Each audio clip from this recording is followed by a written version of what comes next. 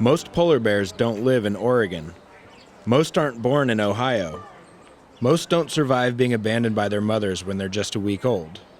But all of those things were true for Nora, a young polar bear who has had to deal with a number of challenges in her short life. For a year, Nora entertained thousands of visitors here at the Oregon Zoo. But now the exhibit is empty, and Nora's gone. Before her second birthday, she was already on the move to her third zoo. Few people know Nora's full backstory and the uncertain future she faces. I spent most of last year learning about Nora's troubled life. I wanted to understand why it's so hard to raise polar bears in captivity, and why it's becoming harder for them to survive in the wild. To tell Nora's story and to learn more about her lineage, we traveled from Portland to Anchorage, then Nome, and finally to Wales, Alaska, a tiny community less than 60 miles from Russia across the Bering Strait. Headed to Wales.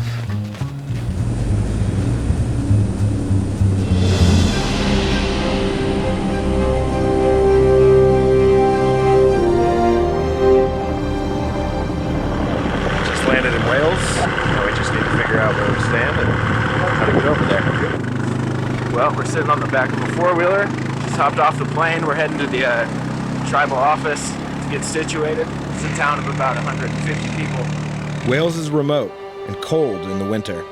Sea ice forms along the coast, extending more than a mile into the Bering Strait. For centuries, Wales residents have lived a subsistence lifestyle, hunting and fishing for survival. The sea and ice have provided much of their prey, which can include whales, seals, walruses, and polar bears. Nora's father, Nanook, was born near here in 1988. That was the same year Nanook's mother, Nora's grandmother, had a fateful encounter with a Wales resident named Jean Rex Agnabugak. I woke up I believe it was about 8 o'clock in the morning and got going. I went up just following the coast. And on my way up, I saw the tracks. I probably trailed the polar bear on my snow for about 15, 20 minutes. I drove to this highest iceberg so I could have a higher viewpoint, looking around with my binoculars, see if I could see anything, but I couldn't. I didn't spot anything besides foxes running here and there. Had my coffee and cigarette break. And anyway, as I was going down, I thought I'd shortcut to my snow machine. Took a different trail. That's when I fell through this den. The ground had given way beneath Jean. He dropped down, landing on something that felt distinctly different than the snow and ice he was used to having underfoot. After a moment's confusion, he came to an incredible realization that he was standing on top of a polar bear. Didn't feel too safe being on the bear, and I couldn't see it. I kept trying to run. Every time I tried to make forward progress, it would just put me right back where I started running from. It was similar to, I would guess, maybe trying to run on a waterbed. There's absolutely no traction I could get whatsoever. Jean couldn't really run and could barely keep his balance. He finally managed to leap clear, but he wasn't yet out of reach. As soon as I got off, running on top of the bear, she reached with her paw, had to hold my leg. She went around again and tried to grab me again. That's when I was lucky and got free. When she lost her grip with her paw on my leg, she attempted to bite my other leg, but her nose was on the back of my knee. I was lucky her head wasn't sideways, otherwise I'd have had no leg. But instead of biting my leg, she just pushed me forward, and that's when she ran up to the highest point on the den and faced me. She was ready to pounce or jump or do something. That's when I went and shot her. Knowing he might only get one shot, Jean aimed for the spot where the bear's neck and chest met. The bullet struck her, and she collapsed. I shot her once more. I didn't want to leave it wounded or anything, so I had to make sure it was dead and shot it again. That's when I noticed movement. Kind of made me jump back because I thought it was still alive. that's when I noticed the cubs. The bear Gene had just killed left behind 2 cubs, including Nora's dad. They were too young to be a threat to him, and also too young to survive on their own. But before figuring out what to do with them, Gene had more pressing matters to attend to. I thought maybe I spilled some coffee on my leg, but I look at my hand after checking under my ski pants that it was blood, or one claw punctured my leg. It went at least an inch deep. Tried to make it fast as I could back. After I got home from the clinic, I told the story to my dad and my nephew, and they went up so they could salvage the hide and see if they could pick up the cubs. They brought them into the house, and I had them in my house for, I don't know, I guess in maybe 2 hours. Then I had to deliver them to the fishing game. Lady from New Nugget came here and asked to print the story. And anyway, that was about what all happened then. Nora's grandmother wasn't the first polar bear Gene killed, and she wasn't the last. But as years have passed, Gene and other Wales hunters have noticed fewer polar bears to hunt and changes in the weather patterns they've counted on for generations. In a community that relies on predictable weather for hunting, it has been a disturbing trend. All my life, every spring and every fall, you hunt. It's not a game, it's a way of life. You take a 7-cent bullet to a couple $100 worth of meat, do the math. I used to hunt polar bear every year.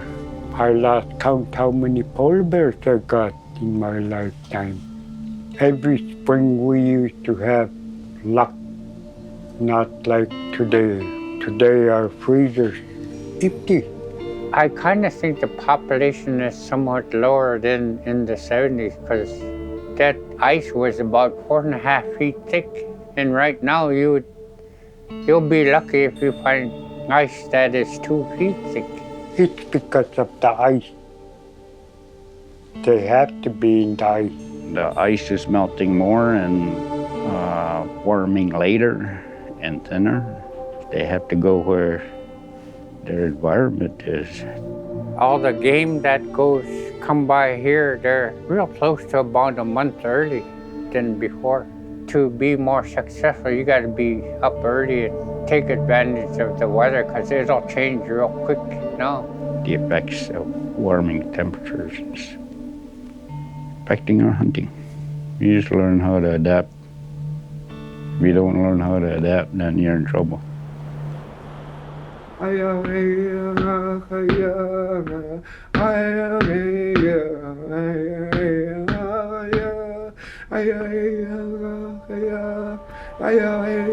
Adapting is one thing for humans, but polar bears probably can't evolve quick enough to keep up with the rapid changes to their habitat.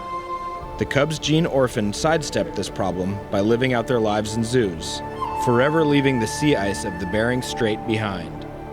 Nora's dad, Nanook, spent time at zoos in Anchorage, Alaska, Madison, Wisconsin, and Buffalo, New York before living out his days in Columbus, Ohio. It was there that he fathered Nora in 2015. Polar bear moms raise cubs on their own, with no help from males. But Nora's mom, Aurora, abandoned her when she was just a few days old. A zoo in the Midwestern United States is a very different place than the Arctic sea ice. If Nora had been abandoned here, near Wales, where her father was born, she would have been dead within hours. Even in the friendlier confines of the Columbus Zoo, to survive, she would need help from a team of zookeepers who stepped in when time was running out.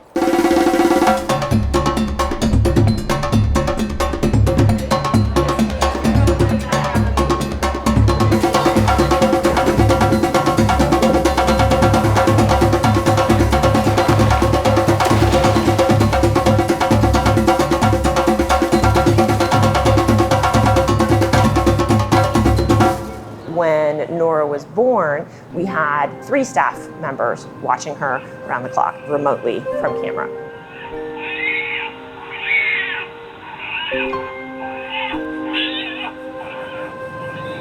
They're about a pound when they're born. They fit in the palm of your hand. Typically, polar bear moms will spend anywhere from 3 to 4 months tucked up in that little den with their cub. We had started seeing Aurora come out of the den for short periods of time. We do provide water and food right next to the den, so they don't have to travel far. You know, at first it was, oh, she went out, she went right back in, and things were fine, and she reunited with her cub, and everything was fine. It was cause for concern, but she returned to the den, so we just, we kept watching. And then on day 6, she decided to get up and leave. This time, Aurora didn't return. The zoo staff watched anxiously and listened to her growls and whimpers as Nora, not yet a week old, waited alone in the cold den. You want moms to raise their babies. We put so much heart and soul and love and care into raising Nora, but no one's going to do it as well as a polar bear mom is. We watched her, and she didn't appear to us to be in any distress. And then, so we went, and we were at hour 1, hour 2, hour 3, and we hit hour 4, and we all, the vocalization started getting just a little bit softer, and we all looked at each other and said, "It's time." The zoo staff swooped in, wrapping Nora in blankets and whisking her away, bringing her body temperature back up and getting food in her stomach. It was kind of scary. I mean, it was taking a big leap of faith in what we could do, but it was also, that moment, you can't take it back. We knew that the odds were very much against us doing this, one, not having done it before, but two, just naturally, the success rate is low. But I remember Cindy coming in, and it was just her and I in the office, and Cindy sat down in front of me, and we're both almost in tears, but she said, "We can do this." And I looked at her and I said, "Okay." And then we gathered our things, and then we just never looked back.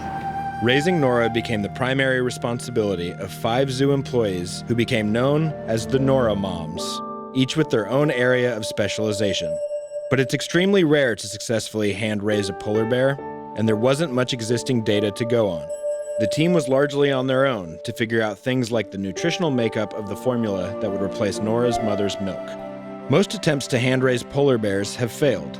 About 80% of the cubs die in the first 30 days, so they couldn't afford many mistakes. So much hand-rearing knowledge can be translated across species. It really can.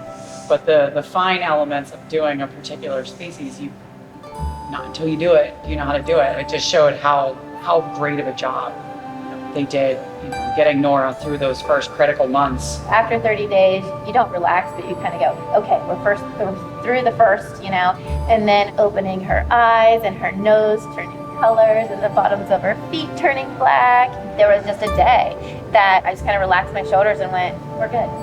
The zookeepers would never know why Aurora abandoned Nora. Aurora and her sister Anana both had cubs a year later, which meant there was no room in the dens for Nora.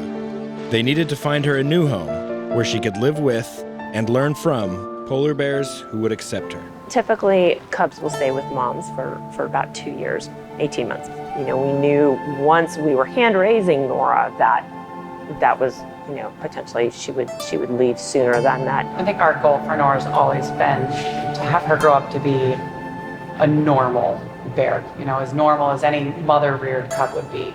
And getting her in with another bear is just really a crucial step in that journey.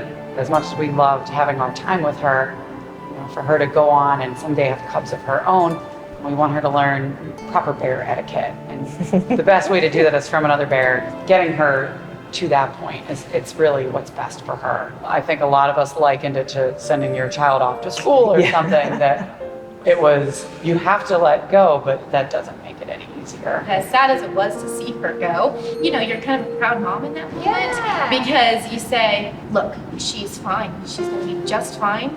And again, we see her on those videos, and she's getting so big, and she's so beautiful. I think she's the most beautiful bear around. She just kind of created this bigger importance for the zoo as a whole. Polar bear viewing is through the building, everybody.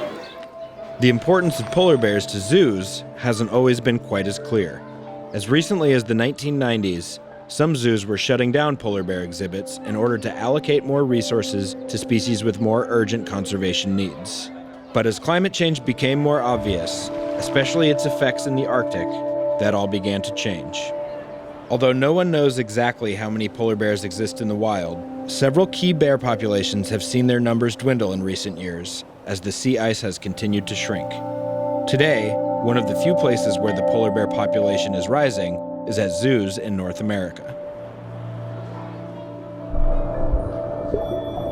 A couple hours drive north of Columbus, at the Toledo Zoo, Dr. Randy Meyerson coordinates the Species Survival Plan for Polar Bears, a program that the Association of Zoos and Aquariums has established to help make sure captive bears throughout North America are matched with situations that best suit them, both socially and genetically. When the program was originally started, it was to make sure that we weren't breeding too many polar bears, because polar bear cubs are cute and people love them as adults and they're interactive. We wanted to make sure that all the animals that we were breeding were the best we could do genetically, because polar bear exhibits were closing down, so we were losing the space where they could live. So in 1995, in the first North American Regional Stud Book, there were about 200 bears in almost 100 facilities. And then I did the next update to the stud book, which was in 2005, and at that point we were already down to 80 bears in 40 facilities. People were sending their polar bears to other facilities, and they were closing down theirs, and they were going to use that money for a species that had a higher conservation value. And then all of a sudden, climate change became evident, and polar bears really became the flagship species, sort of the canary in the coal mine, because it's starting with the warming Arctic, but eventually, it will affect everyone worldwide. So often we talk about animals in our facilities as ambassadors for their species, but I really think polar bears are the extreme example for that, in that actions people can take in their home, in their backyard, do affect the sea ice where the bears live in the wild. Being able to educate people, inspire them, hopefully get them to change their habits, it just makes it really fulfilling. A little scary, but fulfilling to be a part of this big project. What that project meant for Nora was that she'd be moving to the Pacific Northwest. The Oregon Zoo had a female polar bear named Tossel, who needed a companion, and Nora needed to learn how to be a bear. Nora left the Columbus Zoo in September of 2016 to start her new life in Portland.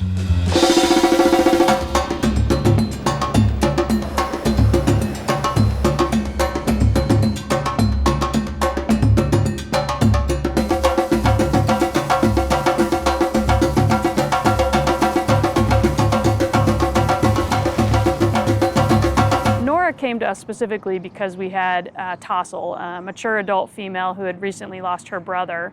So she was alone, but her whole life she'd been in a social situation. We thought there was a real opportunity there for her to mentor this young bear who'd never really been in with another animal. Nora spent her first 30 days in Oregon under quarantine, physically separated from Tossel, but able to see and smell her. When they were finally introduced face-to-face, it quickly became clear that Nora was more comfortable around her human keepers than another bear twice her size. Tossel definitely approached Nora each time we would open the door. At a run, she was interested and wanted to play, and I think that terrified Nora, to be honest. She definitely, I would say, panicked, and that was hard for us to see that. But at the same time, it's natural, and it's time for her to learn how to become a bear. The zoo kept trying to unite Nora and Tossel, hoping that someday Nora would be able to relax and become accustomed to her new companion, easing into the knowledge that she herself was a polar bear. But the relationship was slow to develop, and soon other complications arose. We never saw quite as much interaction as we would have liked to see. I think a younger bear than Tossel might have pushed the issue a little bit and encouraged Nora to play.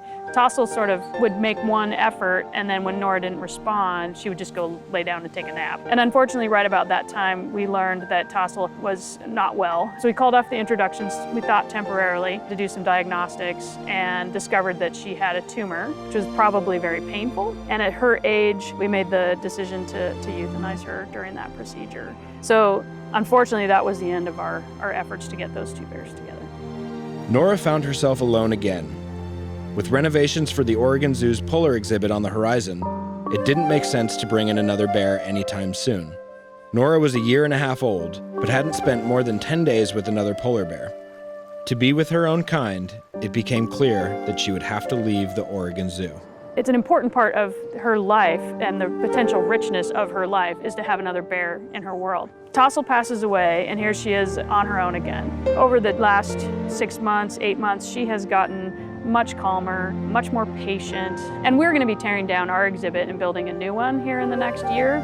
So the timing is actually good for us to find a good home for her. It's also a time when in the wild, bears would be leaving their mother and going off on their own, and most likely coming into contact with other bears and trying to form relationships. So everything's kind of working together to make this a great opportunity for her. The zoo announced in the summer of 2017 that Nora would move to the Hogle Zoo in Utah, where she would join another young bear from Ohio. Hope, about the same age as Nora, would be an ideal partner for her at this point in her life. But just when things were starting to look up for Nora, some unexpectedly bad news threw her life into disarray once more. We knew when we received Nora that she had had some difficulties when she was small, and some health challenges, and there were times when they thought they were going to lose this little cub. Very early on, she had some difficulty tolerating the formula that she was on. Had everything she needed, but she wasn't absorbing it very well. And they discovered at about 2 months that she had had some problems with metabolic bone disease. But at 4 months, the radiographs made it look like everything was fine. And I think we all just sort of breathed a sigh of relief. It's a treatable condition, and ideally she would be just fine. A few months ago, probably about 4 months ago, we noticed one of her elbows seemed to be bent out to the side a little more, and maybe she was favoring one of her feet. Unfortunately, we have discovered that she has a number of problems. Both of her elbows have some irregularities in them that may well cause her a great deal of discomfort going forward. And unfortunately, because of where the deformities are, they're too close to the joint, they're in very large weight-supporting bones.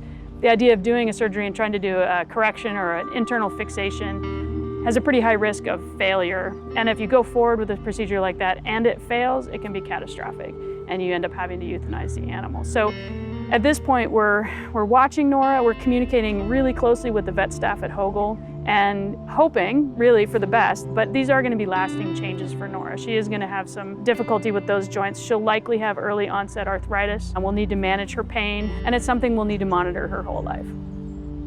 Nora's future will be determined in large part by what the Hogle Zoo can do to help her. But more than that, zoos in general will play an increasing role in the future of her entire species. She's so beautiful. With a diminishing and remote habitat, wild bears are difficult for scientists to study. Having polar bears accessible in zoos allows for research that might otherwise be impossible. Zoos are becoming more and more centers of science and conservation. Polar bears are incredibly difficult to study in the wild. They're virtually unreachable most of the year. We have access to them every single day. We follow them for their entire lives. There's this incredible opportunity for us to be collaborating with those scientists and answering some of those questions that they need to understand to figure out how to manage polar bears as their sea ice habitat is degraded. One of those scientists is Karen Rode, who works for the United States Geological Survey. Rode has been studying the effects of sea ice loss firsthand for years, making annual trips to the Chukchi Sea in Alaska, where Nora's father Nanook was born. She uses a helicopter to track, sedate, and gather data from as many as 75 bears a year. I've been working in the Chukchi Sea since 2008. Each spring we go out to capture bears between mid-March and the end of April. We capture about 75 bears a year. The objective of that work is to try to understand the status of the population, how healthy it is, but also try to understand how it's responding to sea ice loss. This year, we had unusual ice conditions. We know that this past March, which is supposed to be the time of year when there's more sea ice than any other time of the year, it was the least amount of ice that's ever occurred in March on record, in the satellite record since the 70s. Areas that the previous year I'd captured up to 35 bears in 9 days was open water this year. The bears started to move out of the study area, and we ended our season about a week early as a result. The primary way that we think that polar bears are and will be affected by sea ice loss is that they need sea ice as a platform to hunt. They eat primarily seals when they're out on sea ice, and the only way that they can capture those seals is when they haul out on the ice or they get them at breathing holes. So the way in which sea ice loss has affected polar bears thus far is that they have less access to their prey, and when they eat less, we see declines in their condition. So how much they weigh, how much fat they have. They may continue to produce cubs, but they produce cubs that weigh less. And those cubs that weigh less, we know have lower probability of survival. The projections for places like the Chukchi Sea and Beaufort Sea in Alaska are pretty significant amounts of sea ice loss beyond really what we know how they'll be able to cope with. And so the projections in those places are that those populations are at risk of extinction in the long term.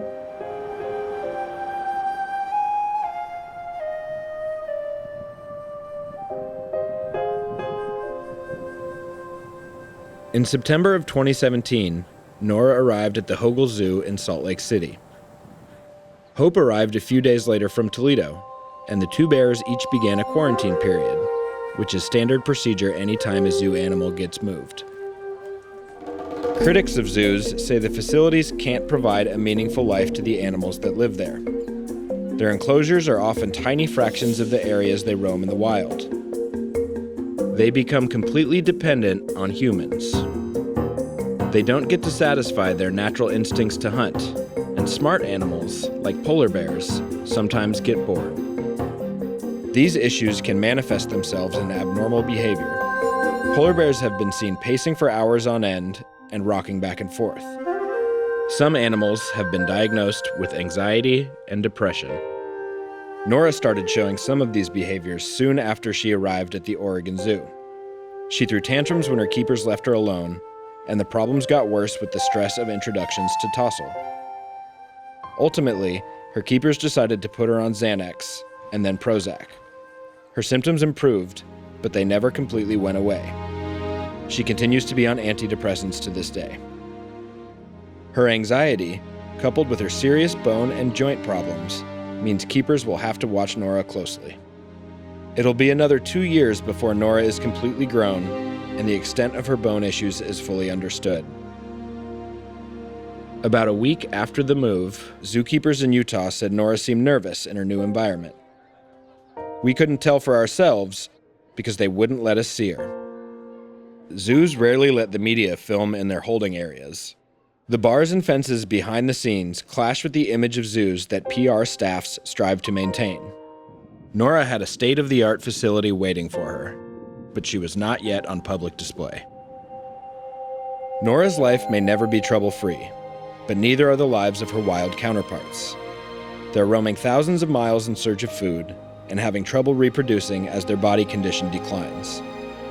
Scientists say that 2/3 of all polar bears could be gone in 30 years if sea ice continues to melt away. One argument in favor of zoos is that maybe if people fall in love with one animal, they'll be willing to take action to benefit the rest of them. Thousands of people have fallen in love with Nora. A handful of people have already done the nearly impossible to save her. But polar bears in the Arctic continue to wait for humanity to demonstrate that they, too, are worth saving.